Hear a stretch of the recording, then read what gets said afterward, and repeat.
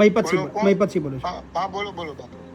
એટલે અમારી જવાબદારી એટલે બાકી મને કીધા કરે ત્યાં મને તો એટલે ખબર તમને હતી જાણ એટલે કે મોકલી છે. તમે લેવા આવી જાવ એટલે તમને ફોન કર્યો, તમને લેવા બોલાયા. હું શું કામ બોલાવું? મને કઈ થોડા આયા છે? મને તો ખબર જ નથી નોકરીએથી આવ્યો. પણ તમારા મા બાપ છે તો તમારે લેવા તો આવવું પડે ને મારા ભાઈ.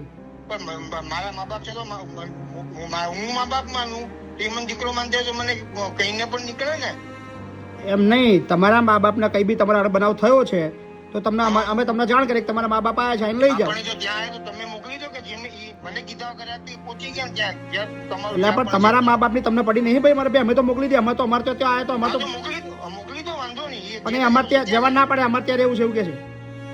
તો મારી જવાબદારી નથી ત્યાં રહેશે તો કાકા મને કીધા કરાયા. તમારી જવાબદારી નહીં, તમારી જવાબદારી પણ કોની જવાબદારી બને મારા ભાઈ?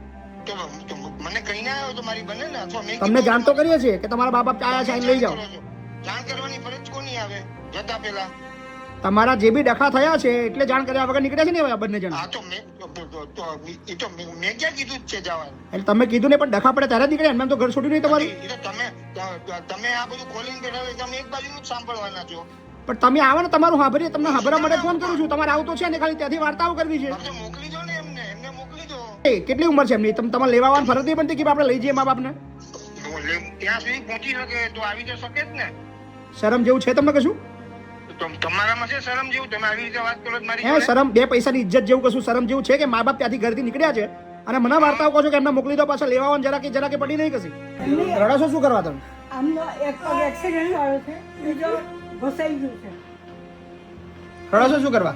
એક દીકરો આવો બકાય ને તેમને નોકરી કરી 72 વર્ષ સુધી. લોકડાઉનથી મેં પણ આવા પગે નોકરી કરતો હું.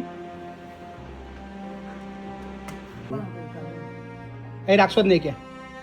હા, અને એના ઉપરથી એ વ્યક્તિ કેવી છે ખ્યાલ આવે છે. તમને તો ખબર તમારો છોકરો કેવો તમને ખબર છે ને? અમને તો ખબર જ છે. ખબર જ છે. અને આમાં મારો ફોન છુપાવી દે, ફોન છુપાવી દે. બોલો દાદા, ક્યાંથી આવ્યા છો? અમદાવાદ. અમદાવાદ. શું નામ તમારું? ભવજીત રાણા. ભવજીત રાણા. અમદાવાદમાં ક્યાં રહો છો? Satyam apartment, solar. Solar road. તમારું નામ બા? વીણા. તો તમારા દીકરાને ફોન કર્યો કે લેવા આવે તો ગંદી ગંદી ગાળો બોલે છો. એને અમારી સાથે બનતું જ નથી. બનતું જ નથી. હા, અમને પૈસા આપે નહીં, અમે પૈસા વગર ચલાવીએ. મારો ફોન 15 દિવસથી ફોન જ લઈ લીધો છે, છુપાવી દીધો છે.